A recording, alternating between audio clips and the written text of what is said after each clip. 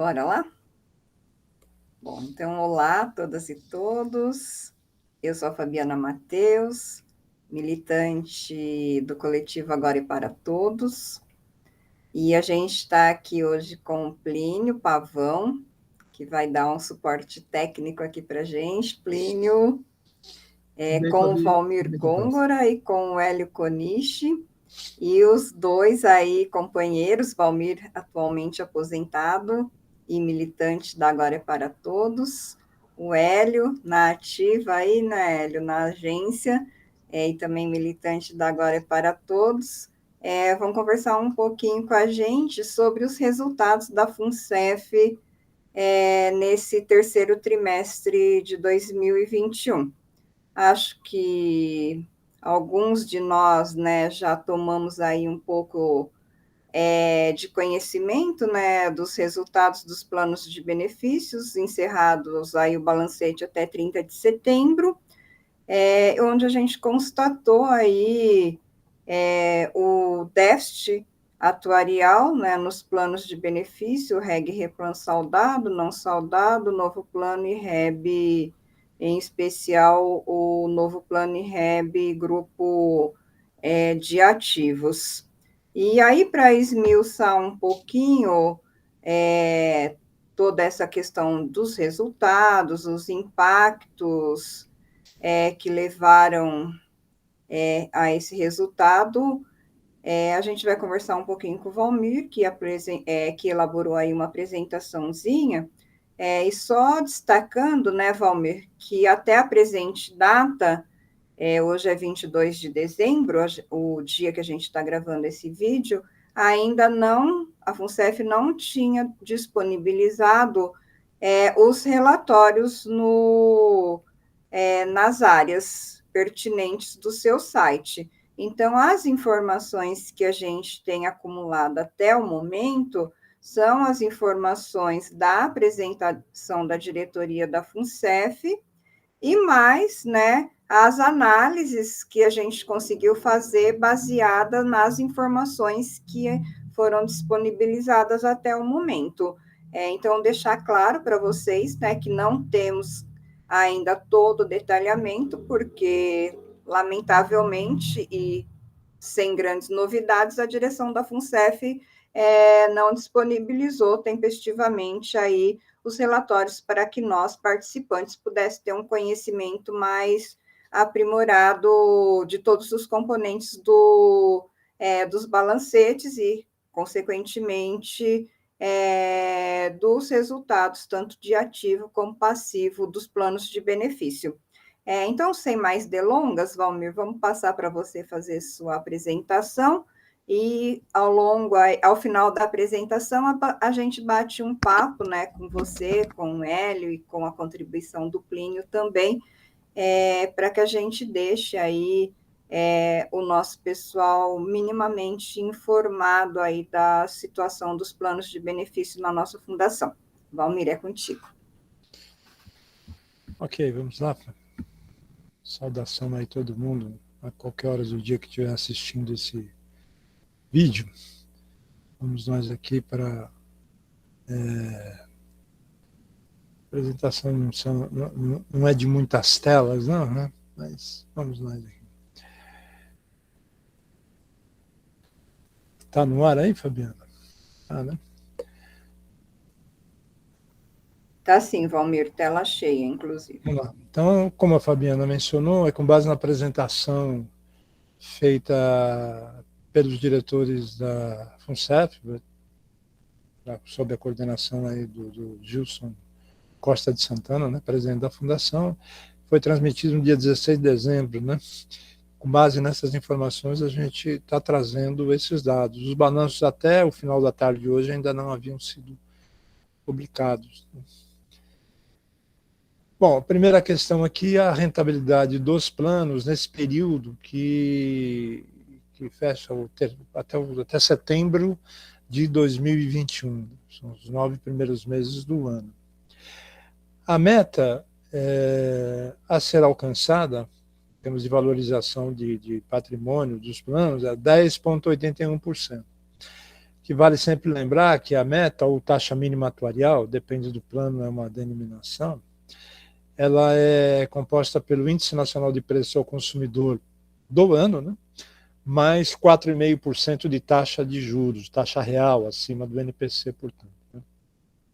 Como a base é setembro, então o índice é janeiro a setembro de 2021, que acumulou 7,21% do INPC, e os juros que acumulam 3,36%, ou 9/12, né? 9 meses em 12. Então, meta de 10,81. O Reg Replan saudado e o Reg Replan não saudado tiveram rentabilidade, respectivamente, 9,56 e 7,81. Ambos abaixo da meta, embora no caso do saudado, 1,3 abaixo da meta. Né? Do não saudado já foi 3 pontos abaixo da meta, já é uma redução significativa. Né? Novo plano IREB, o que a FUNCEF apresentou foram os dados consolidados. Então, teve uma rentabilidade de 4,67, no caso do novo plano, e no REB 4,5, né? Ambos aí menos do que a metade da meta.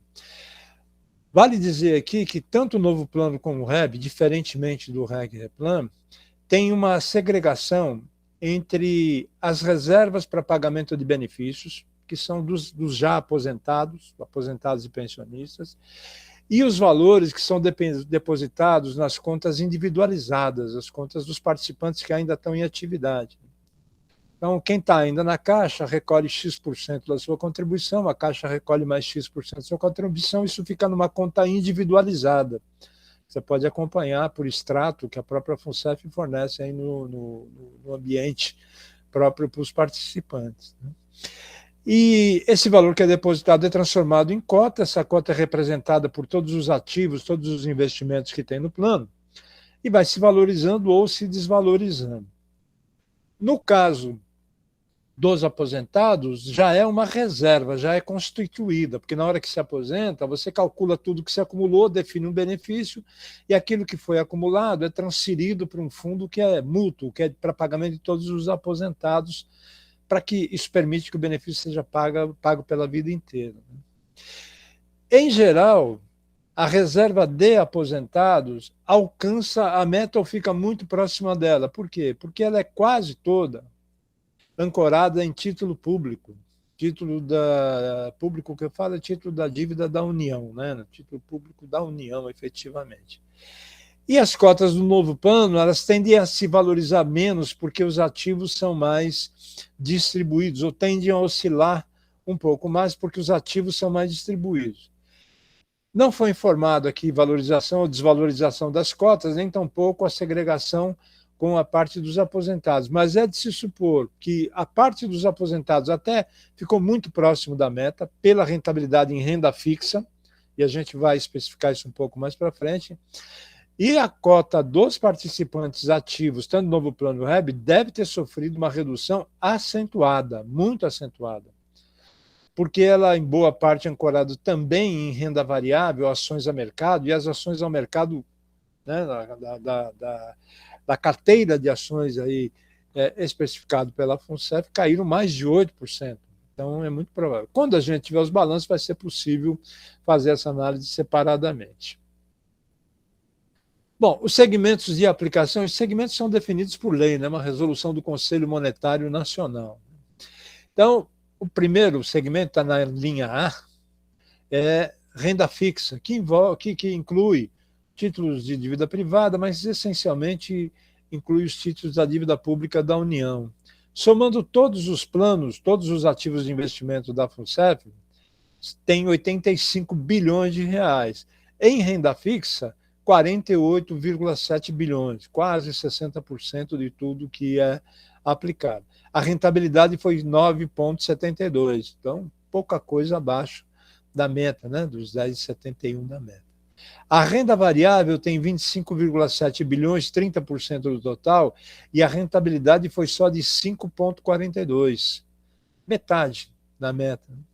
Investimentos estruturados, que são os fundos de investimento de participação, são os investimentos que foram aí, por muito tempo amaldiçoados, né? enfim, tem só 1 bilhão e 200 milhões de reais, mas a rentabilidade nesse período foi de 31,04%. Se tivesse um pouco mais aqui, é óbvio que teria um retorno maior. Investimentos imobiliários, são os imóveis alugados, tem shopping center e outros investimentos, deu negativo 1,58. Aqui vale também uma ressalva, que a carteira de investimentos imobiliários ela é reavaliada uma vez por ano. Só uma vez por ano. Então, vai fazer uma análise de quanto é que estão valendo os imóveis para poder fazer o que é chamado de precificação. Então, é muito provável que tenha uma rentabilidade positiva, se não igual à meta, mas negativa não deve ser, pela evolução de preços de imóveis e tudo mais. Operações com participantes, que são os empréstimos, 12,61. Operações com participantes também tem sido campeoníssimo em termos de rentabilidade, e aí isso se deve, obviamente, à taxa de juros que é cobrada nos empréstimos. A carteira de renda variável, aqui, vale a pena segregá-la das informações que foram apresentadas, não tem toda a segregação ainda. Ações a mercado, que são aquelas ações negociadas em bolsa, aquelas ações cuja contabilização é feita pelo valor da ação mesmo, precificada, de novo verbo aí, a mercado, caíram 8,09%. As ações da Companhia Vale, ou a participação em Companhia Vale, que não é só ação, mas também a participação em alguma medida na área administrativa, nos conselhos de administração da companhia, se valorizar, essa participação se valorizou 11,43. Até junho desse ano, a valorização havia sido da casa de 40%, de janeiro a junho. Agora, a valorização de janeiro a setembro, ela se acumula em 11,43%, evidentemente caiu a rentabilidade, embora ainda é positivo, embora ainda esteja acima da meta atuarial. Vale aqui a pena também mencionar que o que a FUNCEF está declarando, por enquanto, pelo menos, em termos de recursos com a Companhia Vale, é de 2 bilhões e 800 milhões de reais. Em junho eram 11 bilhões, em setembro 8 bilhões e 500 e agora 2 bilhões e 800 milhões de reais. A FUNCEF está vendendo a participação dela na Companhia Vale. Vendeu, segundo informa, ações cotadas a R$110, vendeu 6 bilhões e 200 milhões de reais. Isso faz com que a participação dessa companhia, que até junho era de 11% de todo o total investido, né, dos 80, na época eram 88 bilhões, era pouco mais até do que 11% do total de investimento, cai agora para uma proporção de 3,3%. Efetivamente, a Vale está perdendo a participação que ela tem nos planos de benefício. A participação em Vale era essencialmente no Reg Replan saldado, quase 90% do fundo de investimento, chamado Carteira Ativa 2, alguma coisa, 8,5% aproximadamente no não saldado e 1,5% em novo plano e plano REB. Então, a rentabilidade que havia sido acumulada este ano, e boa parte da rentabilidade alcançada no ano passado, foi consequência da valorização da participação nessa companhia. Agora, digamos assim, foi realizado o lucro, né? Foi vendido essa participação. Vamos ver o que acontece até o final do ano em termos de variação da carteira.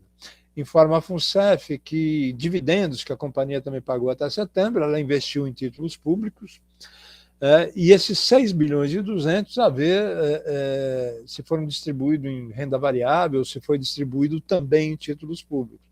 Nós saberemos isso quando tiver o detalhamento das apresentações. Participação direta em companhias, outros 2 bilhões e 900 milhões de reais, uma rentabilidade de 2,20. Vale aqui também sempre lembrar que fundo de previdência, quer dizer, os valores são segregados por plano, não se mistura o recurso de um plano por outro, e vale também lembrar que o plano de previdência, nenhum plano de previdência tem dinheiro, né? tem saldos em conta, tudo que ele recebe em termos de contribuição, etc., ele tem que necessariamente aplicar em ativos de investimento, como são chamados, que são aqueles que garantem o pagamento de benefícios e são distribuídos nesses segmentos, como explicado. Tá? Bom, superávit ou déficit, né, a depender do plano, na base em setembro de 2021. Esse superávit ou esse déficit, no caso, maior parte déficit, se acumula desde 2017. Déficits anteriores, 14, 15 e 16, já foram equacionados, portanto, não estão nessa conta. Eles são considerados reservas a integralizar, né? Portanto, eles não são mais contados como déficit. Então, nós estamos falando de 17, 18, 19 e agora 2020, 2021 até setembro. No REG Replan Saldado, dezembro de 2020, o déficit era de 3 bilhões e 549 milhões de reais. Com o resultado dos primeiros 6 meses, esse déficit havia caído para alguma coisa perto de 500 milhões, né, considerando os planos. Mas vocês verem, com o resultado negativo de setembro, cai renda variável, cai outras participações, quase tudo, e tudo abaixo da meta, o déficit cresceu e foi a 4 bilhões e 861 milhões de reais do REG Replan Saldado. No não saldado, está em 596 milhões, um plano bem menor, não tem nem comparação com o saldado, né? O REG Replan Saldado tem praticamente 2/3 de todos os ativos de investimento na FUNSEF. O novo plano tem um déficit de 201 milhões e o REB tem um superávit de 11 milhões. Também uma outra observação, esse déficit do novo plano de 201 milhões é exclusivamente das reservas para pagamento de benefícios de aposentados, né? Reserva já constituída, e os ativos de investimento são 200 milhões inferiores ao que seriam todos os compromissos do plano até o fim do plano. Quem participa, quem está ainda em atividade, como eu mencionei anteriormente, tem seus saldos de contas segregados, né? Eles têm saldo de contas ainda individualizado, ainda não existe, pela modalidade do plano, enquanto em atividade, não existe ainda a caracterização de déficit ou superávit, é valorização ou desvalorização de cota. O plano REB, bem pequeno, aliás, com algumas centenas aí de aposentados, tem 11 milhões de superávit. Então, o déficit consolidado, considerando todos os planos, que era de 4 bi 100 no começo do ano, ou dezembro de 2020, melhor dizendo, chega agora a 5 bilhões e 600 milhões de reais. Tá? Outras observações que foram apresentadas. A FUNSEF disse que está estruturando para 2022 a opção de perfis de investimentos para o novo plano REB. Significa dizer o seguinte, ela pode oferecer para os participantes ainda em atividade na Caixa, participantes do novo plano REB, perfil de investimento, se é mais agressivo, se é mais conservador, se é uma posição intermediária entre esses perfis, se arrisca mais ou se arrisca menos em termos de investimento. Vamos ver como é que vem essa alternativa. Incorporação do REB, tem estudos técnicos sendo atualizados, foi isso que foi mencionado na apresentação. Convênio INSS, que ainda não foi renovado, está com o INSS para se aprovar ou não. O presidente da FUNSEF disse que a Caixa garante que vai reembolsar cobranças de tarifas, né, que o INSS eventualmente faça para manter o convênio. O convênio é o pagamento do INSS para quem para os aposentados no dia 20, junto com o pagamento que é feito do plano de benefícios. Sem o convênio, esse pagamento iria lá para dia 4, dia 5, enfim, né, para o calendário de pagamento do INSS. Está dizendo também, disse também o presidente da Fundação que estuda a hipótese de investimentos no exterior, isso já está regulamentado pelo Conselho Monetário Nacional, diz que a política, para tanto, deve estar pronta em 2022. Diz que vai reduzir o custeio também para 2022, hoje a taxa de carregamento é de 3,15, vai ser reduzida para 2,95, e a taxa de administração de 1,20 vai para 1,10. Taxa de carregamento, o que é? É o percentual que é descontado de cada contribuição. Então, se você contribui com R$100 e a Caixa com R$100, desses R$100, 3,15 são direcionados para a FUNSEF e tanto de uma parte quanto de outra. Né? Portanto, R$6,30 das duas contribuições. Isso serve para o custeio administrativo da FUNSEF, e vai para 2,95. A taxa de administração é cobrada dos já aposentados. Né? No caso do saudado, 1,20, 0,60 do participante e 0,60 da patrocinadora. Né? Vai cair para 1,10. Né? A FUNCEF cobra esse custeio porque ela é uma administradora de planos e recebe para fazer isso. O dinheiro dela não se mistura com o dinheiro dos planos. Informou também o presidente da Fundação que dividendos da Vale e recursos previstos para o exterior foram destinados a títulos públicos, recursos que já haviam sido previstos na alocação orçamentária aprovada no ano passado, já foram direcionados para títulos públicos, que vendeu 6,2 bilhões de ações em Vale. Lembrando, nós tínhamos aí 8 bilhões e tanto, agora ficou com 2,800. E o contencioso, que a eterna discussão em relação a condenações judiciais impostas aos planos, cuja responsabilidade é, em regra, da Caixa, porque é consequência do contrato de trabalho do hoje participante ou do aposentado da FUNCEF e anteriormente empregado da patrocinadora Caixa, está em 1 bilhão e 700 milhões de reais, cresceu praticamente 600 milhões em razão do crescimento da meta atuarial. Por fim, em 2022, não foi feita nenhuma previsão, não foi feita nenhuma menção, mas, considerando modelo econômico, expectativa aí dos tais agentes de mercado e mesmo de especialistas, não, digamos que não dá para ser muito otimista em relação a resultados de 2022, com tendência de uma bolsa de valores ou em redução ou andando de lado, e uma tendência de elevação das taxas de juros em títulos públicos, mas sem saber se ela, isoladamente, vai ser suficiente para que se alcance a meta. E como a meta é ancorada no INPC, o INPC reflete, em alguma medida, a inflação, e a inflação está bem elevada, significa que teremos taxas elevadas e não se sabe se a rentabilidade será suficiente para cobrir essa taxa atuarial, essa meta que vai ser estipulada. Então é isso.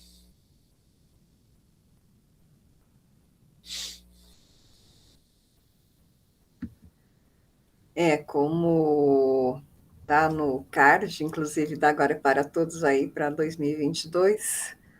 2022 é um ano que vai demandar muita coragem, né?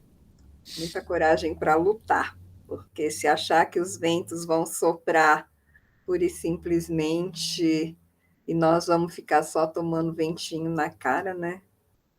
Não, isso não existe, né? É um ano de grandes desafios e que a gente vai precisar de ter muita coragem mesmo. Hélio, aproveitando aí essa exposição do Valmir, e você sendo aí um participante que está na ativa e no REB, né? Aí queria que você falasse um pouco, porque realmente, assim, é muito preocupante você ver um resultado, né, de dois planos que ainda, né, o REB também, tem uma concentração grande, né, de participantes ativos e que vem enfrentando, e não é o primeiro ano, né, mas vem enfrentando aí grandes dificuldades em atingir a meta. Esse público não tem equacionamento, porque essa questão do déficit atuarial, ela já impacta na avaliação das cotas, né? Então, anualmente você tem uma redução no teu saldo de conta, uma vez que a tua cota vai sofrer uma desvalorização por conta desse déficit atuarial. Então, eu queria que você comentasse um pouquinho isso. Acho que tem essa observação aí, essa perspectiva de projeto, e o presidente confirmou isso para a gente na reunião com a FENAI na segunda-feira, que estuda a possibilidade de criar opção de perfis de investimento para os participantes, né? Então, eu queria que você comentasse um pouquinho a respeito desses planos aí de contribuição variável para a gente. Oba! Boa noite, Fabiana. Boa noite, Valmir, Plínio, né? E aí, boa tarde, boa noite, bom dia para quem nos estiver escutando de acordo com a hora aí do ouvinte. Falar depois do Valmir é sempre complicado, né? Depois de uma explanação técnica tão cuidada, mas então eu vou tentar me ater às questões aí do dia a dia, né? Dos colegas aí que olham a divulgação desses números e se alarmam, se preocupam aí com o nosso futuro, né? Primeiramente, a gente vem acumulando déficits, né, no- nas metas do pessoal do Novo Plano e do REB, né, do qual eu faço parte. Inclusive, é o patinho feio aí dos ativos, né? E assim, né, a nossa dificuldade é que, embora a gente ainda não se preocupe com questões como equacionamento, a gente vê o nosso saldo sendo desvalorizado ano a ano, né, o que vai gerar lá no futuro um montante menor para compor o nosso benefício, que vai ser simplesmente calculado em cima do saldo final. Então, cada ano que a gente não cumpre a meta de rentabilidade, a gente está cavando um buraco, né, no cálculo do nosso benefício lá na frente, né? O que que a gente tem visto, né? Houve um debate grande aí nos últimos 8 anos, digamos, a respeito da política de investimento, né? E houve uma migração para posições muito conservadoras é, em relação à alocação dos recursos, né? Principalmente liquidando, às vezes, posições de forma precipitadas e que, às vezes, aprofundaram aí, ao longo dos anos a, a conformação dos déficits, né? Então, acho que é importante a gente entrar nesse debate a respeito da política é, de investimento, o que é um problema a mais agora, porque com as recentes alterações no estatuto impostas pela direção da Caixa, a capacidade dos trabalhadores, né, ou seja, de nós mesmos, intervirmos no processo decisório ficou cada vez menor, né? Mas acho que era importante a gente ir ao coração desse debate, a importância de que a gente precisa pensar os fundos de pensão que são gigantescos, né, no Brasil, somando aí Caixa, Banco do Brasil, Petrobras, principalmente, e que eles podem sim intervir na política econômica do país, na política de investimento, de crescimento.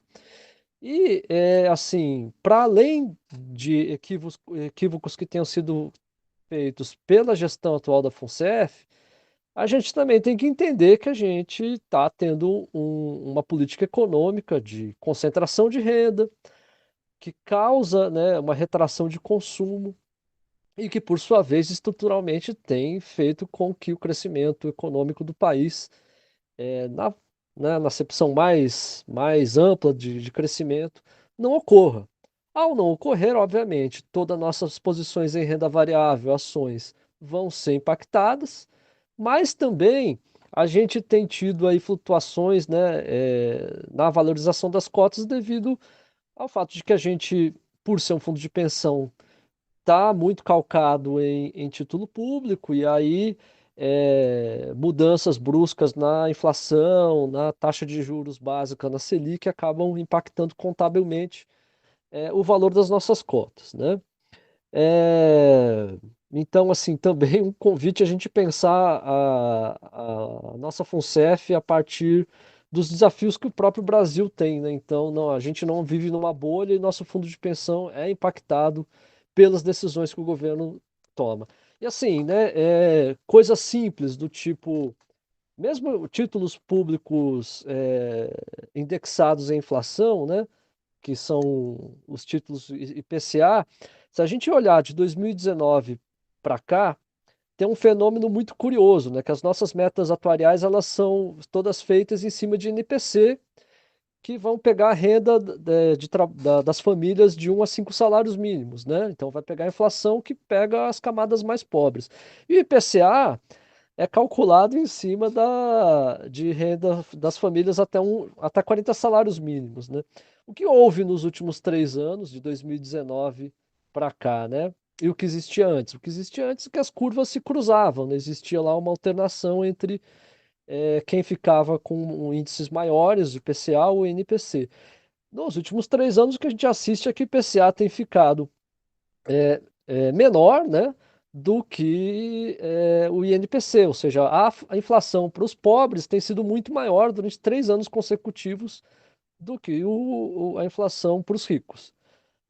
Isso tem impacto aí por ano aí de 0,17, 0,20 e vem se acumulando também. Isso ajuda, contribui a cavar o nosso déficit, né? Então, a gente não vive numa bolha, né?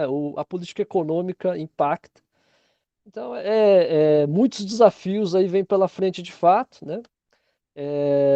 Porque a gente tem que lutar por ter mais gerência sobre a FUNCEF, né? E eu acho que o movimento sindical tem uma importância nisso. A luta na Caixa tem que voltar a pautar a questão da FUNCEF, né? As questões de gestão, elas são talvez as mais graves do último período, mas a gente deveria estar pautando também a questão da política de investimento. E, obviamente, eu acho que a coisa mais gritante aí de toda a apresentação do Valmir, né, que é uma conta bilionária do contencioso, que são ações trabalhistas justas, né, que cada um de nós, ao sermos prejudicados pela política da Caixa, a gente vai lutar na justiça para ver compensação dos nossos direitos violados.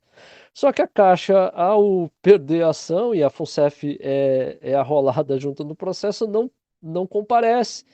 E aí fica a conta para a coletividade nossa, através da FUNCEF, pagar uma dívida trabalhista que é da Caixa.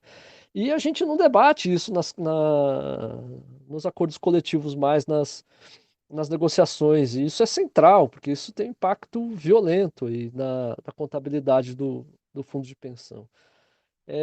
Enfim, Fabiana, a gente vai precisar de muita coragem mesmo e muita luta e voltar a pautar a FUNCEF como questão central. Só para terminar, muitos colegas me procuram ainda falando assim, pô, mas será que ainda está valendo a pena, né, contribuir para a FUNCEF? Bom, para quem é do Novo Plano e do REB, com certeza sim, né? Porque por mais que haja aí um fracasso no atingimento das metas, você tem a participação da empresa, né? Então existe uma margem aí de perda, primeiramente, isso pensando só financeiramente do que seria se você fizesse uma previdência privada, né? Você tem até 12% uma redução no cálculo do imposto de renda. Para quem é do REB, só vale a pena fazer até 7%, porque a Caixa também só participa até 7%. Se você fizer 8, 9 ou mais, a Caixa para no 7%. Então, tem uma exceção à regra aí. Embora até os 12 você também possa ter o benefício fiscal. Mas, com certeza, né, essa coparticipação da patrocinadora da Caixa acaba absorvendo eventuais perdas de rentabilidade que a gente tem tido. Mas o que eu acho que é mais importante, aí tem a dimensão política da coisa, é que ainda a gente tem alguma gestão sobre a administração da FUNCEF. O que quando você joga o dinheiro num fundo privado num banco comum, que a gente está cansado nas agências de vender, você tem que acreditar lá na equipe de profissionais de mercado que vai lá fazer as escolhas dos seus investimentos, né? Então aqui a gente tem capacidade de intervir na política e também pensar mais amplamente a questão de que país a gente quer e que tem retroalimentado aí essa dificuldade de rentabilizar as nossas próprias cotas. Ou seja, quanto menos desenvolvimento o Brasil tiver pela frente, menos recursos a gente vai ter na FUNCEF também, gostemos disso ou não, né? É, última coisa, né?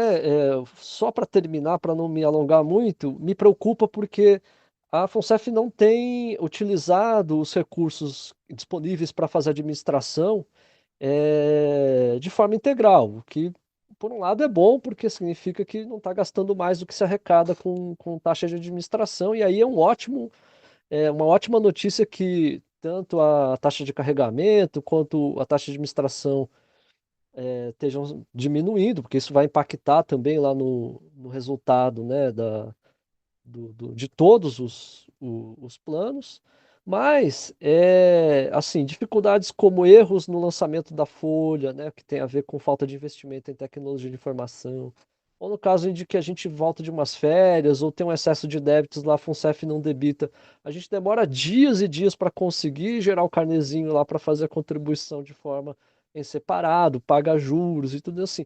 Tem muita coisa aí que precisava ser melhorada no dia a dia da gestão, né? Inclusive a apresentação dos balanços, e que a gente não vê sendo feita, e não é falta de recurso, né? É isso que eu tinha para dizer.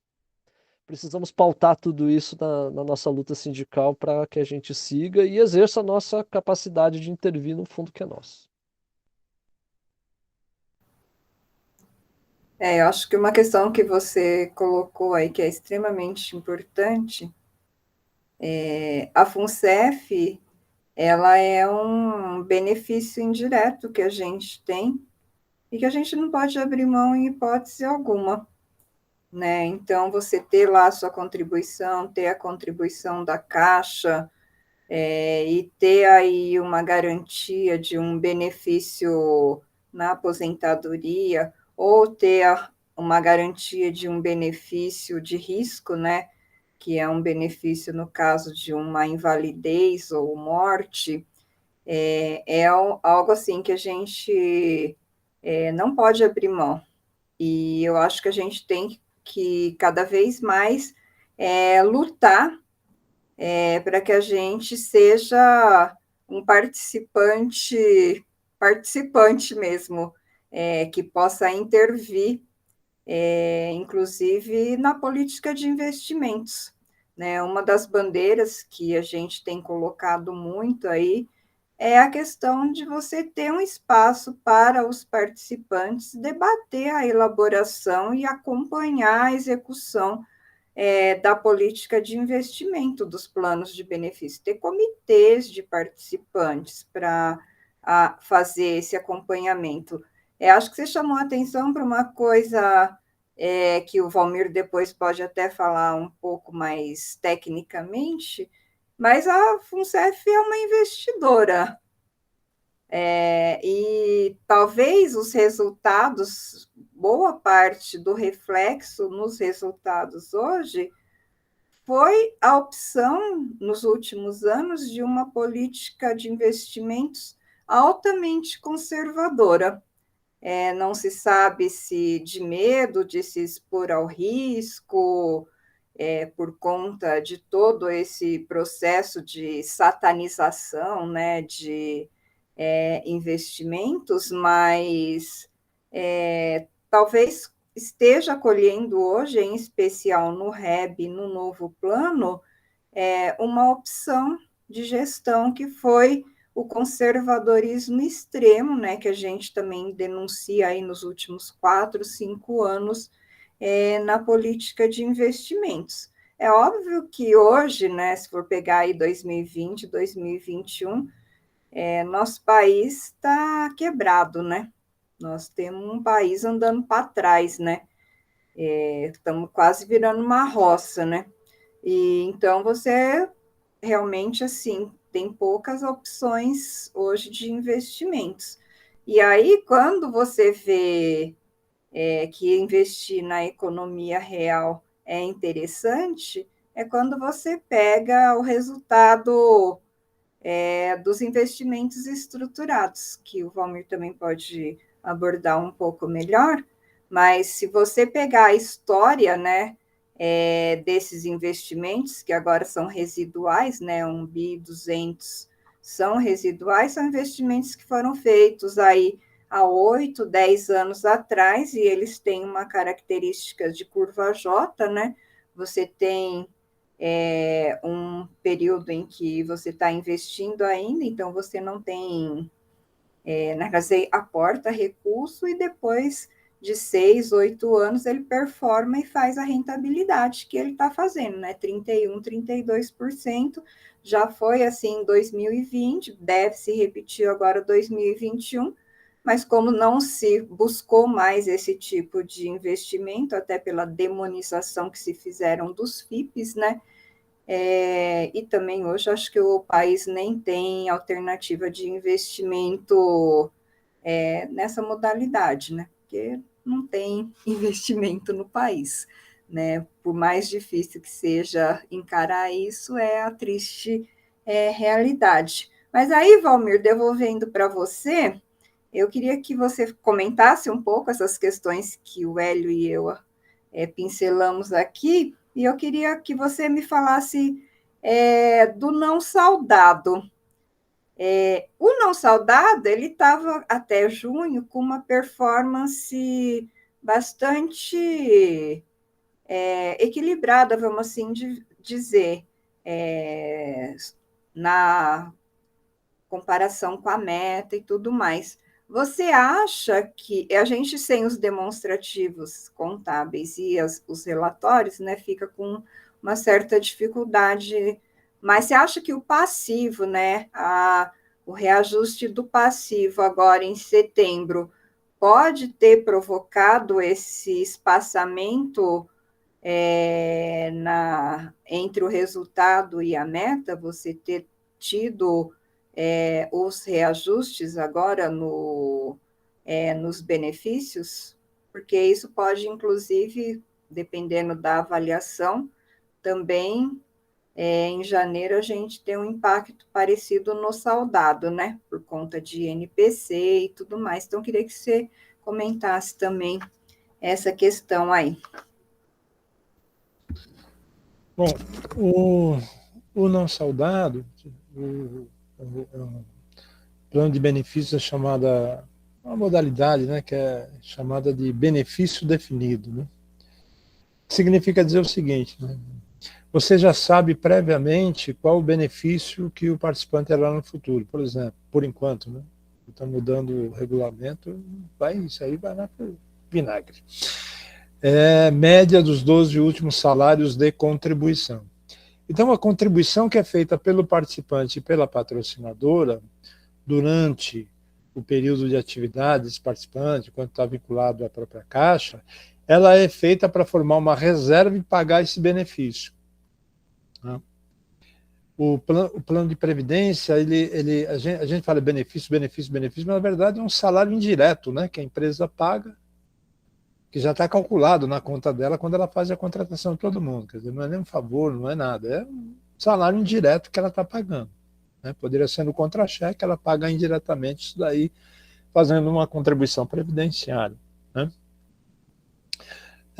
Então, como é reajustado esse benefício? Cada vez que é alterada a folha de pagamento do pessoal da ativa, o benefício tem a paridade, ele vai ser corrigido também. Como esse ano, com a inflação acumulada, o valor do benefício foi corrigido, a folha foi corrigida em percentual superior ao que você está performando em termos de meta, significa dizer que o passivo do plano, ou os compromissos do plano, cresceram mais do que a rentabilidade. Porque os ativos de investimento, os imóveis, as ações, os títulos, têm que crescer na mesma proporção que cresce o passivo, que é a folha de pagamento de benefícios ou o compromisso assumido lá da média dos 12 salários de contribuição. Né? Então, é de se supor, ainda não tem segregadamente, mas é de se supor que o compromisso, o passivo do plano cresceu mais do que cresceu, do que foi a rentabilidade. Isso, em tese, pode gerar déficit, né? Porque você não acumulou o valor suficiente. Né? Dia desse alguém perguntou, vou até aproveitar e fazer a observação, não, mas se fosse um plano privado a gente nunca ouve falar em déficit, plano de banco nunca ouve falar de déficit. Não, você não ouve falar e jamais vai ouvir falar porque ele não tem garantia de pagamento de benefício, a não ser que tenha algum seguro contratado, alguma coisa que encarece, obviamente, o plano. E ele não é vitalício. Então, se um plano privado tiver um déficit que comprometa o valor do benefício, o benefício será reduzido ou, em última análise, pode ser eliminado. Você simplesmente deixa de receber, por isso que não tem déficit, né? Que ele deixa de pagar, né? Compromisso vira compromisso zero. É diferente de um plano de entidade fechada, que vende só para aquela empresa, como é o caso da FUNCEF, é o caso da Previ, é o caso da Petros e outras empresas. Ou a Valia, né? Que é uma companhia privada e tudo mais, né? Então, essa é a questão. A rentabilidade da renda fixa, ela tem sido ou muito próxima, ou às vezes até, quando supera, é pouca coisa que supera a meta atuarial, né? E a rentabilidade da renda variável, ela tem sido muito baixa, ou muitas vezes tem tido uma desvalorização da carteira. E como você tem que lançar os valores pelo que o mercado está negociando, né, você tem uma perda significativa. Então, a tendência do novo plano é acontecer esse tipo de coisa. A tendência do plano REB, como você está colocando, é ter uma variação maior do compromisso ante uma rentabilidade inferior. Teria que ser uma rentabilidade maior. O soldado vai ter reajuste em 1º de janeiro com o NPC acumulado em 2020. Deve ultrapassar os 10%, pelo que está se sinalizando até agora. Um plano de benefícios, independentemente de ter déficit, superávit ou o que seja, ele tem que honrar os compromissos, inclusive de corrigir o benefício. Então, o benefício será corrigido mesmo existindo o déficit. Significa dizer que a rentabilidade em 2022 terá que dar conta de honrar também a evolução de reservas para fazer o pagamento desses benefícios corrigidos, né? Em verdade, aí é corrigido, a expressão é corrigida mesmo, não é que vai ter aumento, né? Vai ter uma correção pela inflação passada, portanto, você vai recompor o seu poder de compra, em teoria, né, ao que você tinha 12 meses antes. Essa aqui é a questão. Muita gente muitas vezes pergunta, mas isso significa dizer então que vamos ter novos déficits, equacionar tudo mais? Não necessariamente pelo que a FUNCEF está informando. Por quê? Porque existe um artifício contábil, vamos dizer assim, que permite trazer a sobrevalorização de títulos mantidos até o vencimento. Olha, se eu comprei um título para 2045, só vou vender em 2045. Qual é a renda que esse título vai trazer? Vai trazer IPCA, né? NTNB, né? Como estava mencionando o Hélio agora há pouco, vai trazer IPCA mais, sei lá, 12% ao ano. Bom, se é 12% ao ano, é uma renda garantida, e se o INPC ou a inflação deu 10%, você tem uma sobra. Esse valor pode ser contabilizado para efeitos de cálculo de equacionamento, cobrança extraordinária para integralizar a reserva e não diminuir, não acabar com o benefício, né? Então, como existe uma relativa folga com o que é chamado de precificação de ativos, né, que é essa valorização trazida antecipadamente, então é improvável, pelos números que a FUNCEF tem informado, que tenha um novo equacionamento. De qualquer maneira, a rentabilidade terá que ser maior. E aí, para a rentabilidade ser maior, o Brasil, as pessoas não acreditam, mas o Brasil vive num regime capitalista, entendeu? Os investimentos, em regra, correm risco. Só quem não corre risco no Brasil é banco, né? Porque banco não corre risco e banco não quebra, né? Se o banco for quebrar, o Banco Central vem, faz uma intervenção e vende o banco para alguém e o banqueiro sai com o ganho. Então, sejamos bem francos, né? Banco não quebra, né? Não quebra, eles são comprados, eles são incorporados. E assim cresceram os bancos privados até hoje, desde 1995, primeiro ano do neoliberal Fernando Henrique Cardoso. E assim, eles não quebram. Mas os demais investimentos são investimentos de risco. Se abrir uma loja não faturar, você vai quebrar. Se abrir uma franquia, vai quebrar, seja do Boticário, seja do que for a franquia, você pode quebrar. Até do McDonald's tem franquia que quebra, né? Então o que tem que se fazer é diversificar, obviamente, e procurar ativos que trazem uma rentabilidade maior. E rentabilidade maior são ativos de risco. Não tem jeito. Por isso que os investimentos institucionais, os investimentos estruturados, que são os fundos de investimento de participação, eles representam um risco maior, mas têm trazido, pelo menos nesses últimos números, uma rentabilidade maior. Por quê? Porque você vai investir na economia real, né? Você vai investir naquilo que gera produção e tal. Como mencionou a Fabiana, para 2022 vai ser um desafio, mas vai ter que se procurar alguma coisa com investimento maior. Né? Se mudar a política econômica em 2023, em que se privilegie, né, o investimento, né? A indústria naval existia, a indústria naval quebrou. Né? A indústria da construção civil pesada brasileira era uma indústria de referência para outros países do mundo, e essa indústria quebrou, está sendo substituída por investidores privados. O Brasil tem um investimento pesadíssimo, pesadíssimo, ou tinha, na questão da produção do refino de petróleo, né, com empresas vinculadas à Petrobras, e na exploração propriamente dita de petróleo. Isso está deixando de existir. Né? Você não vai comprar mais plataforma, quando compra, você compra de fora, você não pega a plataforma produzida aqui, como vinha sendo feita, né? Até 2014, 2013, 2014, você vai deixar de existir. Por quê? Porque você está vendendo essa participação para capital estrangeiro. A gente fala, não, mas aí o capital estrangeiro vem e vai investir no país. Não, não vai investir no país. Ele vai simplesmente comprar o que já existe.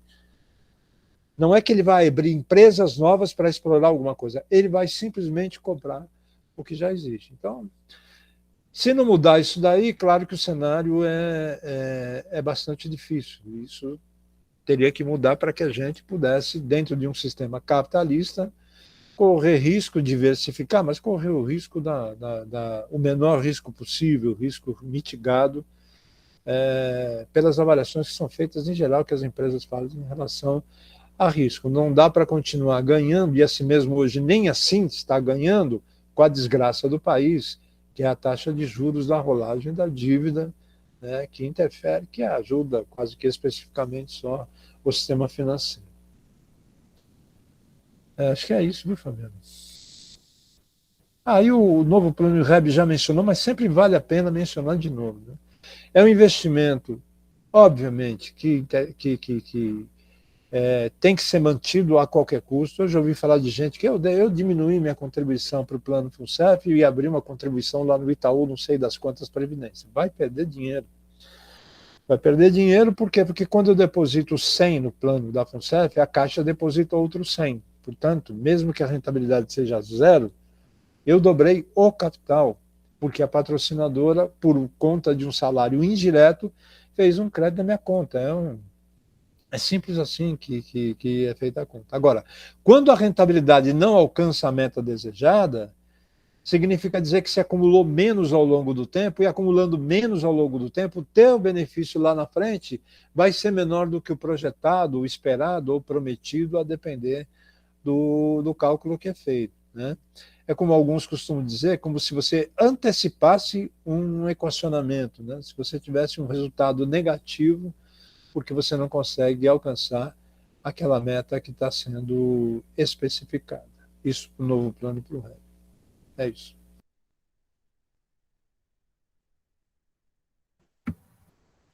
Bom, acho que para a gente ir caminhando aqui para os finalmente, acho que só lembrar, né, que a gente está com essa discussão também da incorporação do REB ao novo plano há uns 200 anos, né, Hélio, aproximadamente, não, mais propriamente dita aí de 2006 para cá. E nessa última conversa aí com o presidente da FUNCEF, a expectativa é que eles chamem as entidades agora na primeira quinzena de janeiro para apresentar as premissas técnicas que já foram parcialmente discutidas com a Previc, e a partir desse debate com as entidades, na sequência vai fazer com a área técnica da Caixa, e estão trabalhando aí com uma expectativa de 30 de abril para ter esse processo devidamente encaminhado aí nas instâncias. Então, vamos ver, né, se esse ano sai alguma coisa, sai alguma coisa não, né, que definitivamente a gente destrava essa discussão da incorporação do REB, que acho que está lá, né, Plínio, desde quando você estava na mesa de negociação da Caixa, né?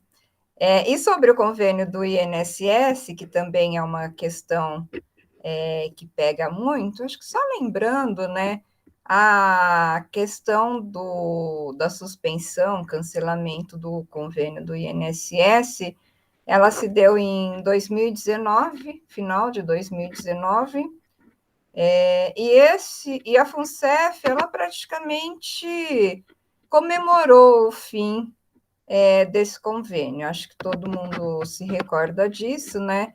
E só depois de um mês, 40 dias, quando começou a ter a pressão dos participantes, uma movimentação em especial da Previ, a direção da FUNCEF, na época, resolveu tomar pé dos impactos disso, em especial para a própria fundação. Mas mesmo assim, ninguém fez nada, inclusive a área de eleito, né, que é responsável pelos benefícios, que é a de bem, e esse processo ficou empacado na FUNCEF lá 1 ano e meio e só foi retomado agora, em meados de 2021. A informação que a gente teve também essa semana é que o presidente do INSS, que assumiu recentemente também no órgão, já encaminhou a minuta, né, do acordo de cooperação para a Procuradoria, para parecer e análise, e existe aí uma expectativa de que em janeiro isso se resolva. E a FUNCEF tem condicionado essa assinatura à devolução da margem consignável, que foi prontamente, né, confiscada pela diretoria da FUNCEF em 2019, quando da suspensão de um convênio que nunca foi suspenso. Então, vamos esperar aí as cenas dos próximos capítulos, né, que a gente espera que seja os últimos agora para o mês de janeiro. Né? Vamos ver se agora finalmente a questão sai. E aí, Plínio, eu queria saber se você quer comentar alguma coisa, fazer alguma OBS, você ficou aí na nossa retaguarda, né? Não, é Hélio, alguma interessante. consideração final? Não, só tô aqui, eu como participante do REB, só tô torcendo aí para eu poder contribuir com 12% também com meus colegas aí para e com a caixa mais 5, né? Exatamente. Tentar Porque eu tô recuperar um perdendo pouco esse todo tempo mês, perdido, né? desde o começo, 5% do meu salário que a caixa deixa de contribuir na minha previdência, porque não vale a pena eu colocar mais que 7. Uhum, exatamente. Valmir? Fazer com que esse tema FUNCEF, que ele é prioridade e toma a maior parte dos congressos, dos eventos que são feitos aí pelos empregados da Caixa, não seja mais desprezado nas mesas de negociação. Porque eles nem aparecem na mesa de negociação. Os movimentos, mas a Caixa não quer discutir. Sim, mas é um tema fundamental para os trabalhadores da Caixa, os mais de 80 mil, os 84 mil ainda que estão na Caixa, e para os mais de 50 mil trabalhadores aposentados, pensionistas da Caixa. Não é alguma coisa assim periférica, né? Eu espero que isso seja considerado como tema central para os debates, para os enfrentamentos que os trabalhadores terão, especialmente num ano difícil como o de 2022, aí, que a gente vai ter, né, que encarar, vai ter que lutar muito. É isso. Boa noite a todos.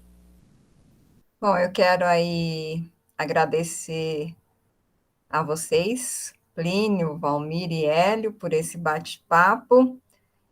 Dizer para vocês aí que esse nosso vídeo vai ficar disponível aqui na nossa página no YouTube, vai ficar também disponível no nosso perfil no Facebook, e demandem aí temas e sugiram, né, aí discussões para que a gente possa cada vez mais estar se organizando, né? Porque a gente precisa conhecer para poder até saber como é que a gente se organiza para fazer essas lutas. E bem lembrado pelo Valmir, eu acho que FUNCEF é um tema que precisa estar na ordem do dia das nossas lutas, porque com certeza vai ser um dos grandes enfrentamentos aí de 2022, porque ele permeia aí toda uma discussão que envolve o próprio futuro da Caixa. Então, com certeza, né, como nós já temos aí acumulado enfrentamentos em relação ao Saúde Caixa, já tivemos, né, um primeiro ataque na FUNCEF em relação ao pessoal não saudado e a violação do Estatuto da Fundação. A gente precisa colocar como pauta prioritária e organizar a luta em defesa dos nossos planos de benefícios. Obrigada a vocês aí que nos acompanham e estamos juntos aí em 2022, com muita coragem para enfrentar as nossas lutas. Boa noite, boa tarde, bom dia. Obrigada.